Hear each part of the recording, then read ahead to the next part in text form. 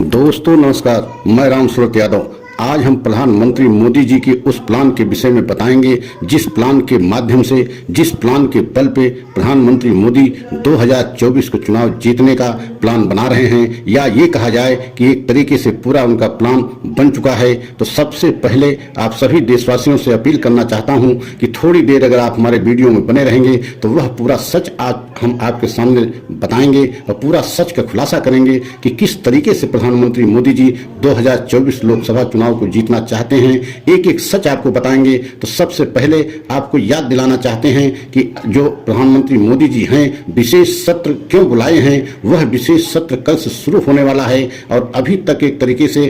10 दिन या 15 दिन हो गया, लेकिन किसी भी तरीके से विशेष सत्र का एजेंडा नहीं बताया गया। लेकिन अब हम आपको खुलासा कर रहे हैं, जिस तरीके से प्लानिंग है प्रधानमंत्री मोदी जी की, उसमें बहुत बड़ा एक तरीके से खतरनाक कानून बनाने जा रहे हैं। उस विशेष सत्र में विधेयक ला करके एक ऐसा कानून बनाने की कोशिश करेंगे जिसके माध्यम से पूरा चुनाव आयोग एक तरीके से ये मान लिया जाए कि खत्म हो जाएगा। तब मोदी चुनाव आयोग के नाम से जाना जाएगा, क्योंकि आपने देखा है चुनाव आयोग को लेकर के, खासकर चुनाव आयुक्त की नियुक्ति को लेकर के chief justice of India Chandrachud ने अभी 4 महीने पहले बहुत बड़ा आदेश किया था कि किसी भी चुनाव आयुक्त की नियुक्ति प्रधानमंत्री मोदी नहीं कर सकते हैं। किसी भी चुनाव आयुक्त की नियुक्ति प्रधानमंत्री मोदी और विपक्ष के नेता और चीफ जस्टिस ऑफ इंडिया मिलकर के करेंगे। तो आप समझ सकते हैं तभी से बीजेपी बेहद हैरान परेशान थी। और अब जो प्लान बनाया गया है, जो नया विधेयक पेश किया जाएगा इस सत्र में, जो कानून खतरनाक बनाया जा रहा है, उसके माध्यम से अब जो है जो कानून बना रहे हैं उसमें सिर्फ प्रधानमंत्री मोदी होंगे, कैबिनेट का एक मंत्री होगा और विपक्ष का नेता होगा। मतलब एकदम स्पष्ट तौर से उसमें बहुमत प्रधानमंत्री का होगा, मतलब सरकार की होगी, प्रधानमंत्री होंगे और कैबिनेट के मंत्री होंगे, मतलब 2 लोग सरकार के होंगे और एक विपक्ष के नेता। मतलब कोई मतलब नहीं होगा उनका कि उनकी क्या राय होगी, उनकी क्या संस्कृति होगी, उसका कोई मायने नहीं रखा जाएगा। तो मतलब एक तरीके से चीफ जस्टिस ऑफ इंडिया को हटा दिया गया है उस जो है पैनल से, जो पैनल जो है एक तरीके से मुख्य चुनाव आयुक्त की नियुक्ति करती, जिसका आदेश 4 महीने पहले मुख्य न्यायाधीश अपने आदेश में दिया था। लेकिन आप सोच नहीं सकते हैं कि यही नहीं, जिस तरीके से प्रधानमंत्री मोदी की प्लानिंग है उससे तो केवल इतने बदलाव नहीं करेंगे, बल्कि और जो है चुनाव आयोग के बहुत सारे अधिकारों में बदलाव करके एक तरीके से एकदम जो है अपने मनमाफिक बना लेंगे और जिस तरीके से जो है चुनाव में चाहेंगे उसका इस्तेमाल करेंगे। तो आप समझ सकते हैं कि आने वाले 2024 में एक तरीके से चुनाव आयोग पूरी तरीके से सरकार की कठपुतली के तरीके से काम करेगा। काम तो अभी भी कर रहा था जैसा सरकार चाहती थी, लेकिन अब जो है इस बदलाव के बाद एकदम पूरी तरीके से सरकार मनमाफिक तरीके से पूरे चुनाव को जो है 2024 को या आने वाले अभी इसी साल में 5 प्रदेशों में जो चुनाव होने वाले हैं उनमें मनमाफिक तरीके से चुनाव आयोग को अपने तरीके से इस्तेमाल करेगा यह सरकार, खासकर प्रधानमंत्री मोदी जी। तो आप समझ सकते हैं दूसरी तरफ इंडिया की बढ़ती हुई ताकत को देखते हुए, विपक्ष के महागठबंधन को देखते हुए जिस तरीके से प्रधानमंत्री मोदी हैरान हुए हैं, परेशान हुए हैं। आपने देखा है कि जब से विपक्ष के इंडिया महागठबंधन बना है तभी से प्रधानमंत्री मोदी की मुश्किलें बहुत ज्यादा बढ़ गई हैं। और प्रधानमंत्री मोदी जी इंडिया नाम को लेकर के, विपक्ष के महागठबंधन को लेकर के किस तरीके के शब्दों का इस्तेमाल कर रहे हैं, मतलब घमंडिया महागठबंधन बता रहे हैं, इंडिया नाम को इंडिस बता रहे हैं। मतलब आप सोच नहीं सकते हैं कितने ताकतवर प्रधानमंत्री मोदी जी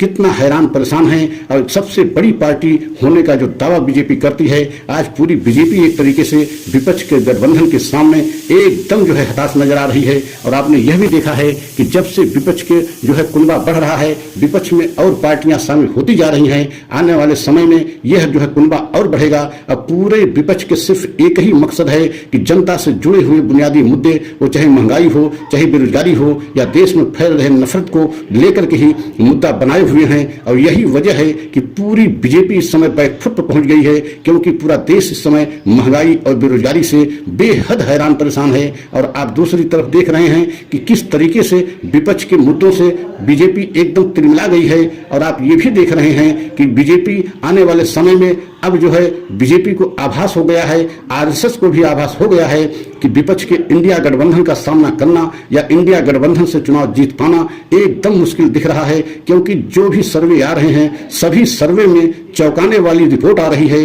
वह चाहे मध्य प्रदेश हो, चाहे राजस्थान हो, चाहे छत्तीसगढ़ हो, चाहे तेलंगाना हो, मतलब इन प्रदेशों में जो है चुनाव होने वाले हैं और वहां से जो भी रिपोर्टें आ रही हैं वह यही दिखा रही हैं कि आने वाले समय में बीजेपी की हालत इन प्रदेशों में बहुत नाजुक है। तो आप समझ सकते हैं कि 2024 में स्थिति क्या हो जाएगी बीजेपी के लिए अगर विपक्ष के गठबंधन इसी तरीके से बढ़ता रहा और विपक्ष का कुनबा इसी तरीके से बढ़ता रहा और एक तरीके से जनता के मुद्दों को लेकर के विपक्ष जो है उठाता रहा तो एकदम बीजेपी की मुश्किल बढ़ जाएगी। और यही वजह है कि पूरी बीजेपी एकदम इस समय बैकफुट पे आ गई है और यही कारण है कि प्रधानमंत्री मोदी को विशेष सत्र जो है अचानक बुलाना पड़ा और यह विशेष सत्र जो है कल 18 सितंबर से शुरू होगा और 5 दिन का विशेष सत्र होगा और इसी विशेष सत्र में चुनाव आयोग को लेकर के बहुत बड़ा एक तरीके से प्लान बनाया गया है। विधेयक जो है विधेयक पेश करके एक कानून को रोक दिया जाएगा और जिसमें पूरी तरीके से अपने मन माफिक चुनाव आयोग को बना दिया जाएगा और अपने मन माफिक उसमें सारी शक्तियां जो है बदल दी जाएंगी। मतलब जो अब तक चुनाव आयोग की शक्तियां थी उसमें भी बड़े स्तर पर बदलाव किया जा सकता है। तो आप समझ सकते हैं कि आने वाले समय में एक तरीके से प्रधानमंत्री मोदी की या बीजेपी की पूरी तरीके से चुनाव आयोग को अपने हथकंडे में लेकर के 2024 के और आने वाले ये जो 5 प्रदेशों में चुनाव होने वाले हैं इन सभी चुनाव को जीतने की एक बहुत बड़ी प्लानिंग है। और जिस तरीके से चुनाव आयोग ने इस समय पूरी गुजरात लावी एक तरीके से नियुक्त है उसको देखते हुए भी ऐसा लग रहा है कि एक पूरी तरीके से जो है चुनाव आयोग एक खत्म हो जाएगा और तब जो है मोदी चुनाव आयोग बनकर रह जाएगा। तो आप समझ सकते हैं कि विपक्ष की कितनी भी ताकत बढ़ जाए या कितना भी कुनबा बढ़ जाए या पूरा देश विपक्ष के साथ लग जाए, लेकिन अगर जिस तरीके से पूरी शक्ति अगर प्रधानमंत्री मोदी के पास आ जाएगी, चुनाव आयोग की पूरी शक्ति अपने हाथ में ले लेंगे एक कानून के माध्यम से, तो आप समझ सकते हैं कि चुनाव में परिणाम क्या होगा।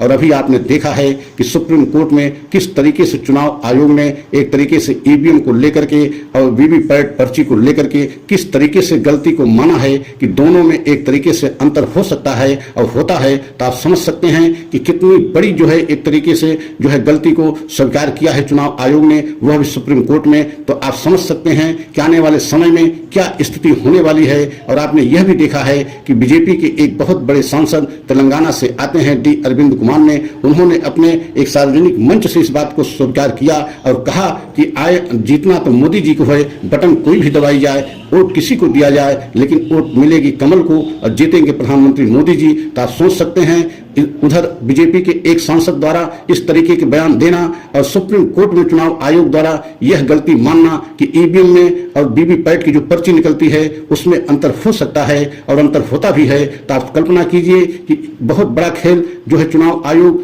को लेकर के प्रधानमंत्री मोदी जी करने के प्लान में हैं और उसको एक कानून के शक्ल के देने के जो है